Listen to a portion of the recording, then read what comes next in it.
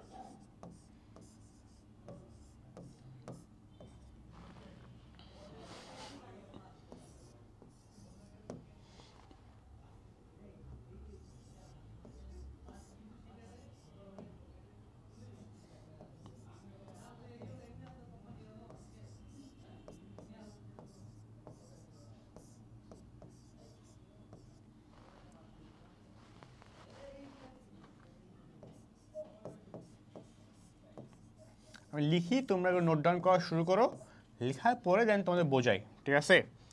So last টপিকটা হলো তোমার অবচয় সংক্রান্ত জাবেদা।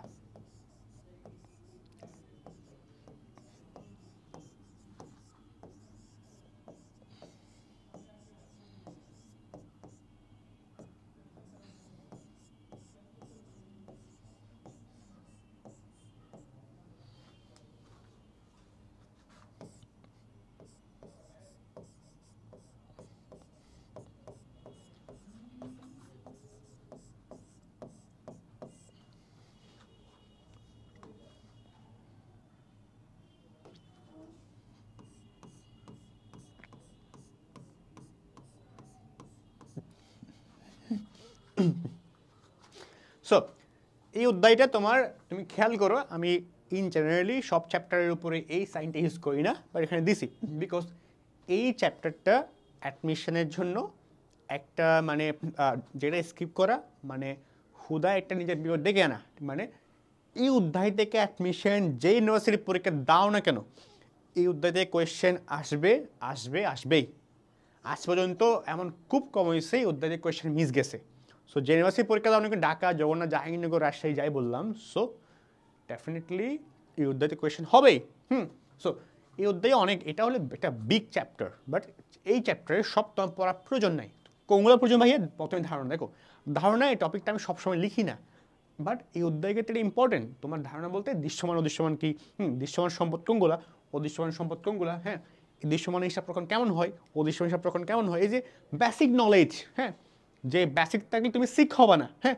সো এই বেসিক নলেজ, এখান থেকে তোমার সিইউনিটে ডেফিনেটলি কোয়েশ্চেন আসে, অ্যাডমিশন টাইমে এখান থেকে কোয়েশ্চেন আসবেই।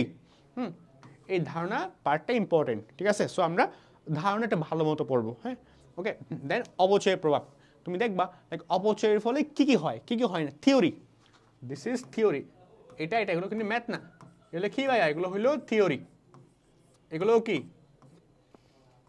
এগুলো হইলো ভাইয়া কি? এগুলো হলো তোমার থিওরি।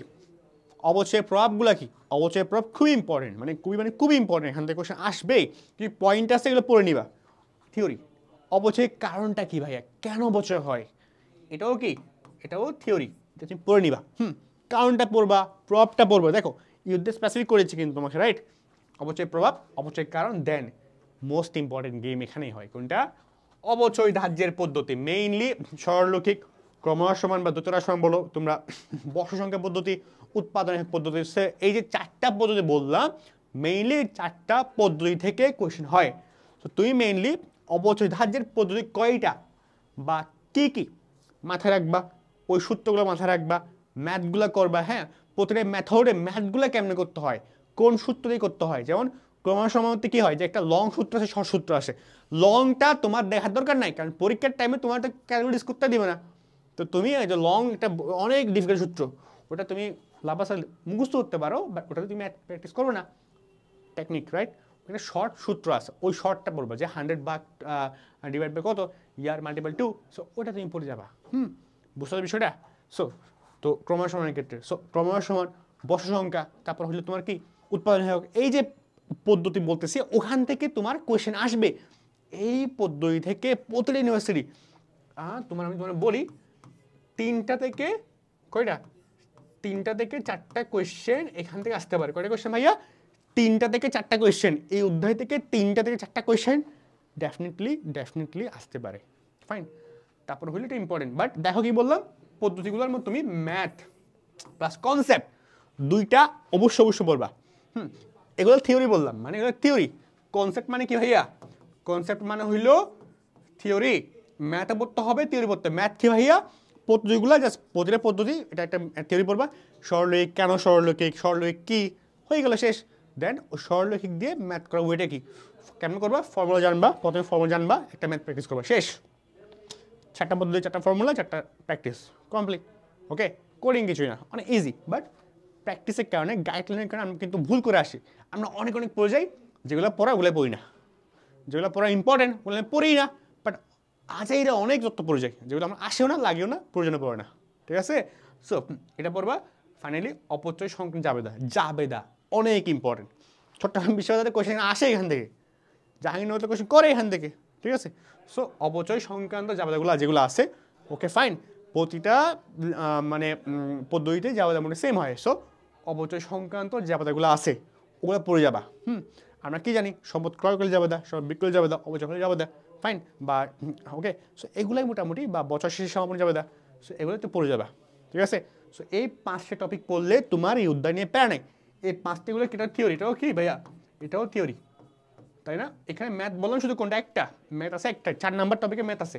বাট এখানে আমি সবগুলো ইম্পর্টেন্ট, এটা সবগুলো ইম্পর্টেন্ট, সবগুলোতেই কোয়েশ্চেন আসে। বাট এইটা একটু বেশি ইম্পর্টেন্ট। ঠিক আছে? 4 নাম্বারটা একটু বেশি ইম্পর্টেন্ট। সো যাই পরে অধ্যায় থেকে, যাই পরে পরীক্ষার আগে রাতে দেখো ভিডিওটা, তুমি এসএসসি লাইভে শুরু দেখো, অ্যাডমিশন শুরু দেখো, যখনই তুমি এটা দেখো না কেন, এগুলো পড়ে যায়, 5টা টপিক পড়ে যায়, 5টা টপিক থেকে ডেফিনেটলি তোমার কোয়েশ্চেন কমন আসবে। এটা গ্যারান্টি আমি তোমাকে দিচ্ছি, কারণ আমি পড়ে আসতে হবে, আমি নিজে অ্যানালাইজ করছি, আমি চান্স পাইছি অনেক জায়গায়। সো তোমাকে আমি বলতে পারি, ফাইন। সো এটা পড়ো, আর এগুলো আমি শেখাই করি, আমার একটা কোর্স আছে, একটা প্রমোশন করে দেই। সো এই কোর্সটা আমরা এখানে তোমার রেকর্ডেড ক্লাস, এক্সাম নেই, ম্যাটেরিয়ালস দেই, ক্লাসের ফ্রি মেন্টরশিপ দেই, লাইভ ক্লাস নেই, মেগা বুক দেই। হ্যাঁ, এগুলো যেগুলো দেখতেছো সবগুলো আমরা ভাগ তো করি, প্লাস সবগুলো আমরা কী করি, এই সবগুলো আমরা তোমার কী করতেছি ভাইয়া, সবগুলো পড়াচ্ছি। ধারণা কি, আমরা তো পুরো একটা ক্লাসই আছে। এই অধ্যায় যা পড়তে হবে না, যাই থাকুক, সবগুলো একটা লং ক্লাসটা আসেই। হ্যাঁ, প্লাস এই যে এগুলো নিয়ে টপিক বেসড ক্লাস আছে। টপিক বেসড মানে কেমনে অবচয় ধার্যের পদ্ধতি কেমনে বের করবা, শর্টকাটে কেমনে করবা, শর্টকাটে ফুলে, মানে লাইক এসএসসি এক্সামে কেমনে তুমি করার সময় কেমনে লিখবা, বা অ্যাডমিশন টাইমে কেমনে তুমি চিন্তা করবা, কেমনে শর্টে করবা, সবগুলো নিয়ে একটা মানে কাইন্ড অফ মানে ইন ডিটেলস ক্লাস আমাদের আছে। সো তুমি এটা জয়েন হতে পারো, বা আমাদের, তুমি যদি এএসসি পোলাপাইন হও, এএসসি প্রিপারেশনের যেমন সময় দেখো, তো আমাদের একাডেমিক অ্যাডমিশন কোর্স আছে, ওখানে তুমি কী করতে পারো, এনরোল হতে পারো। ওখানে আমরা মানে তোমার একাডেমিক এএসসি লাইফে যত সাবজেক্ট আছে, বাংলা থেকে শুরু করে যা আছে সবগুলার ক্লাস, ইকোনমিক্স বলো, যাই লাগে সব সাবজেক্টের ক্লাস ওখানে আছে। এবং এগুলো সবগুলো আবার অ্যাডমিশন পর্যন্ত, অ্যাডমিশন ক্লাস, একাডেমিক ক্লাস সবই আছে ওখানে, এক্সাম থেকে নিয়ে সবই আছে। সো ওটা তুমি মোটামুটি ওটা করতে পারো, ওটা যদি তুমি এসএসসি লাইফের স্টুডেন্ট হও, তুমি এসএসসি স্টুডেন্ট হও, অ্যাডমিশন না। তুমি যদি এইচএসসির পোলাপাইন হও তোমার আমি এটা করতে বলবো না, because this is for admission seekers not you. আর তুমি যদি অ্যাডমিশনের পোলাপাইন হও ওটা না, এটা করো। ওকে, সো এতটুকুই তোমার জন্য। মেইনলি ভালো মতো পড়ো, বাট দেখো সবাই পরিশ্রম করে, রাইট? সবাই কিন্তু চান্স পায় না, বাট তোমার বাবা মা তোমার প্রতি একটা ইনভেস্ট করতেছে, যে তুমি হলে তোমার বাবা মার 18-19 বছর ইনভেস্টমেন্ট আমি মনে করি। কারণ তোমাকে যে এত বছর ধরে এত পড়াশোনা করালো, তোমার প্রতি ওদের যে তার চেয়ে ইম্পর্টেন্ট একটা ইমোশনাল ইনভেস্টমেন্ট তোমার প্রতি আছে, একটা বিশ্বাসের জায়গা আছে। সো শেষ সময় এসে একটা স্মার্টলি পড়লে না, যেখানে ইউনিভার্সিটি চান্স ইজিলি পাওয়া যায় পাবলিকে। সো যদি আমি অত বেশি গ্লোরিফাই করি না ইউনিভার্সিটি চান্স পাওয়াটাকে, বাট তোমার তো স্বপ্ন এখানে পড়া। সো একটু টেকনিক্যালি পড়াশোনা করো, কারণ দেখো ইফোর্ট সবাই দিচ্ছে। হ্যাঁ, আমার সময় আমার বন্ধুবান্ধব অনেকে অনেক ভালো পড়াশোনা করছে, ইফোর্ট সবাই দিচ্ছে, চান্স সবাই পায় না। ইফোর্ট সবাই দেয়, চান্স পায় না বিকজ অফ দ্য মেথড। হ্যাঁ, একজনের পড়ার টেকনিক একটু রং। তুমি যত ভালো স্মার্টলি যত এফিসিয়েন্টলি পড়তে পারবা, তোমার চান্স পাওয়াটা তত ইজি হবে, রাইট? সো ভালো মতো পড়াশোনা করো, স্মার্ট হতে পড়ো। হ্যাঁ, এগুলো পড়ো, এগুলো techniques, this is not shortcut. Techniques এগুলো একটু অ্যানালাইজ করার পর এগুলো হওয়া। হ্যাঁ, দেখো লাস্ট 10 ইয়ার যদি কোয়েশ্চেন প্যাটার্ন চেঞ্জ না হয় তোমার সময় হবে না, ফাইন। সো ভালো মতো পড়ো এগুলো, এই টপিকগুলো পড়ো, যাই পড়ো এইটা বেশি মতো ফোকাস করো এই টপিকগুলো, ঠিক আছে? সো এতটুকুই, দেখা হচ্ছে পরবর্তী কোনো ক্লাসে। টিল দেন, আল্লাহ হাফেজ।